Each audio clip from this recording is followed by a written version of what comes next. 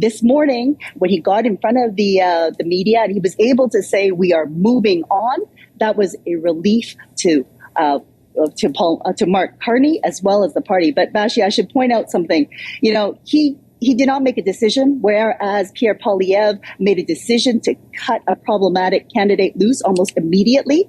The other issue, too, is that we're not exactly sure when Mark Carney found out about what Paul Chang said. Hi, everybody. Welcome back to the channel.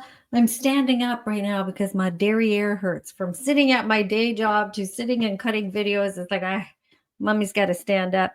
Listen, I used to only be interested in U.S. politics or know kind of anything about U.S. politics because I always found Canadian politics so boring.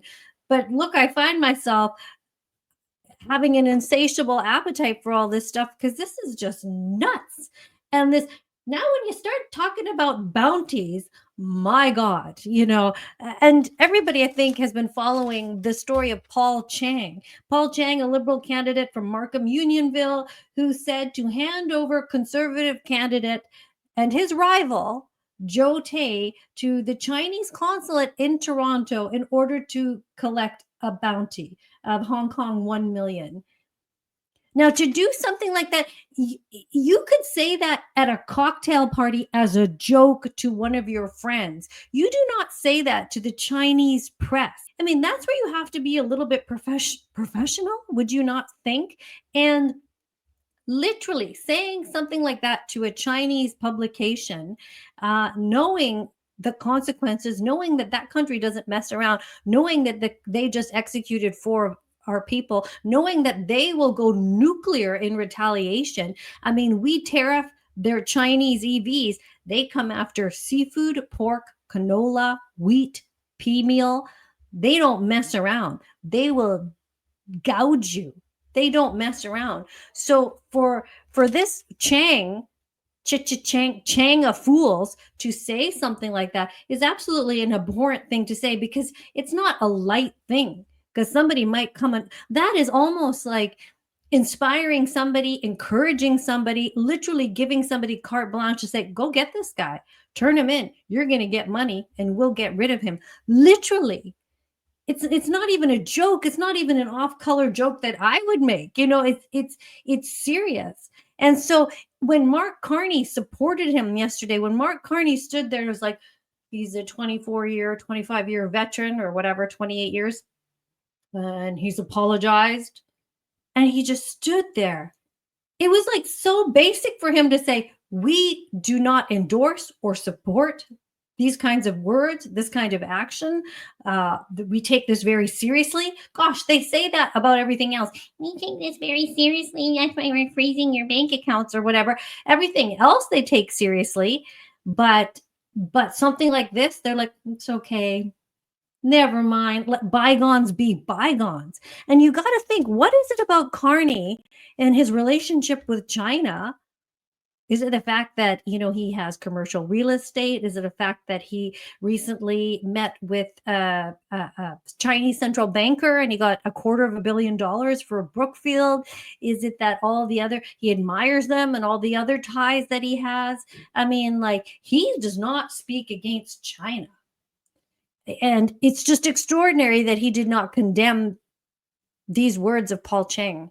Let's take a look at how the news presented this information. At least they were, this stuff is so bad, they're forced to report on it. Candidate has dropped out of the federal campaign after comments he made about a former Conservative rival. Paul Chang, a Liberal MP running for re-election in the Toronto area riding of Markham Unionville, told a Chinese language newspaper, quote, "To everyone here, you can claim the $1 million Hong Kong bounty if you bring Conservative candidate Joe Tay to Toronto's Chinese consulate."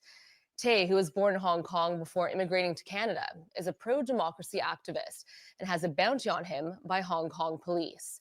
Chang now says he does not want to be a distraction and is standing aside. It came on the same day Liberal leader Mark Carney voiced support for the candidate. This is a person of integrity who served this community, his community, as a senior police officer for, as I said, more than a quarter century. He's made a terrible lapse in judgment. He's made an apology for that. I'll say. It's also an individual who has family in Hong Kong. He's under no illusions about the situation there, the situation in broader China. He's made those apologies. He's made them directly to the individual concerned. He's made them directly to me. Before Chang removed himself from the race, Joe Tay, who is a Conservative candidate for the Toronto riding of Don Valley North, stated Mark Carney must fire Paul Chang. No apology is sufficient. Threats like these are the tradecraft of the Chinese Communist Party to interfere in Canada. And they are not just aimed at me. They are intended to send a chilling signal to the entire community in order to force compliance to Beijing's political goals. A Liberal candidate who had said that a Canadian Conservative candidate should be turned over on a bounty to the Chinese government that wants to imprison or possibly even kill him because he is a political dissident. Mr. Carney said that Mr. Chang could stay on as a candidate. It wasn't until midnight when we found out the police were involved, because it is a potential criminal offense, that the candidate stepped aside himself, not being pushed out by Carney, but because he decided on his own. Mr. Carney will never put our country first. He will always put himself first. I mean, it was so unbelievable, Carney's lack of punitive action. It's just like, how are you trying to show China, Carney, that you're with them? Is this your way of showing that you won't speak badly against them?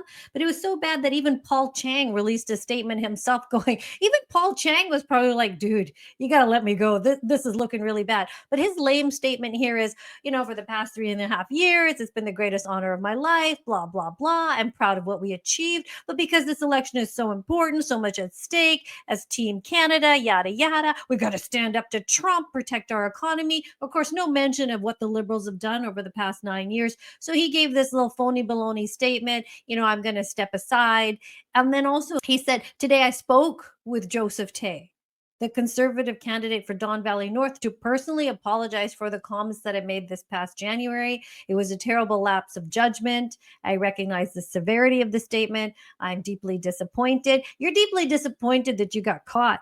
So he's basically eating crow as he should now, only because he got caught. He probably really didn't mean it. I mean, but that would be such a harsh thing to actually want that person to be taken back to China to face God knows what. That's really low.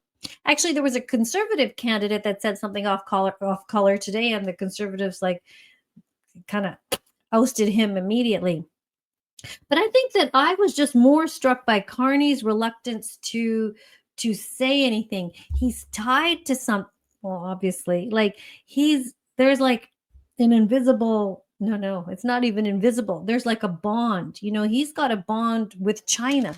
But I'm going to leave you now with this clip from CTV, where actually this reporter, Judy Trin, has been doing her job, because you can hear her in other press conferences trying to take Carney to task. And in this clip, she's laying out the latest, and she is quite openly criticizing Carney and giving praise to Pierre. Can you believe it?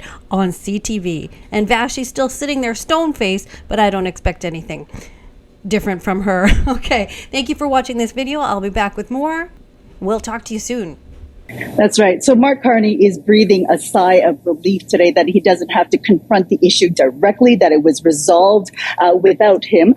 Basically, what was going on was that there was a lot of pressure building from 40 pro-democracy groups from across the globe, not just here in Canada, but also the UK and Australia, calling on Mark Carney to fire Paul Chang, which he had not done. So the other thing that was happening was that Paul Chang was also facing the possibility of a police investigation. Vashi, as you mentioned, the RCMP was looking into his case. The Hong Kong Watch was basically asking the RCMP to put in place to execute the law. So put in place, you'll recall that last year the Liberals drafted and got it passed the foreign interference legislation. So the Hong Kong Watch wanted them to basically, the RCMP, to check whether or not Paul Chang had violated this law. So there was also that in the background. So when this morning, when he got in front of the media and he was able to say, we are moving on, that was a relief to Mark Carney as well as the party. But Bashi, I should point out something. He he did not make a decision, whereas Pierre Poilievre made a decision to cut a problematic candidate loose almost immediately. The other issue, too, is that we're not exactly sure when Mark Carney found out about what Paul Chang said. We know that he made the comments in January, but was the party aware before it hit English media late last week?